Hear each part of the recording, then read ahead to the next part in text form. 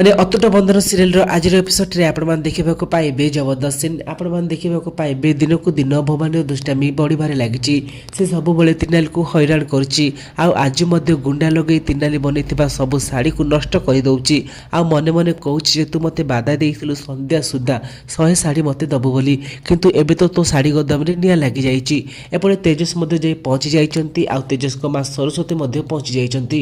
ଆଉ ତେଜସ୍ କହୁଛନ୍ତି ମୋ ସ୍ତ୍ରୀ ତିନାଲି ସେ ଭିତରେ ଅଛନ୍ତି, ମୁଁ ଏବେ ତାକୁ ଯାଇ ବଞ୍ଚେଇବାକୁ ପଡ଼ିବ। କିନ୍ତୁ ଏ ସମୟରେ ସରସ୍ୱତୀ କହୁଛନ୍ତି ତେଜସ୍ ତୁ ଦେଖିକି ସେ ଭିତରକୁ ଯିବୁ, କାରଣ ସେ ଭିତରେ ବହୁ ଜୋରସେ ନିଆଁ ଲାଗିଯାଇଛି। ଆଉ ତେଜସ୍ ମଧ୍ୟ ଯାଇ ତିନାଲି ପାଖରେ ପହଞ୍ଚି ଯାଆନ୍ତି, କିନ୍ତୁ ତିନାଲିକୁ ସେ ଡାକିଲା ବେଳେ ତିନାଲି କହୁଛନ୍ତି ଯେ ଷ୍ଟାଫ୍ ମାନଙ୍କ ବନେଇଥିବା ଏତେ ମେହନତର ଶାଢ଼ୀ ଏସବୁ ଜଳିବାକୁ ଯାଉଛି, ମୁଁ ଏମିତି ଛାଡ଼ି ଯାଇପାରିବିନି। କିନ୍ତୁ ଏ ସମୟରେ ତେଜସ୍ କହୁଛନ୍ତି ଯେ ତମର ଏ ମୂର୍ଖାମୀ ପାଇଁ ମୁଁ ତମକୁ ଭଲ ପାଇବି ନା ତମକୁ ଏ ଭିତରୁ ବାହାରକୁ ନେବି। ଆଉ ଏହାପରେ ତିନାଲି କହୁଛନ୍ତି ଯେ ତେଜସ୍ ଜାଣିଛ ଏସବୁ ମା ହିଁ କରିଛନ୍ତି। ଯେଉଁ କଥାକୁ ଶୁଣି ତେଜସ୍ ଏକଦମ ଆଶ୍ଚର୍ଯ୍ୟ ହୋଇପଡ଼ିବା ସହିତ ତିନାଲିର କଥାକୁ ବିଶ୍ୱାସ କରିଛନ୍ତି। ତ ଫ୍ରେଣ୍ଡସ୍ ଆପଣଙ୍କୁ କ'ଣ ଲାଗୁଛି, ତେଜସ୍ କ'ଣ ସତରେ ଭବାନୀ ଦେବୀକୁ ଯାଇ ଗାଳି ଦେବେ ନା ଭବାନୀ ଦେବୀକୁ ପ୍ରଶ୍ନ କରିବେ? ଯଦି ଆଜିର ଏପିସୋଡଟି ଭଲ ଲାଗିଥିବ ତାହେଲେ ଭିଡ଼ିଓକୁ ଲାଇକ୍ କରିବା ସହିତ ଚ୍ୟାନେଲକୁ ନୂଆ ଆସିଲେ ଲାଇକ୍ କରିବେ।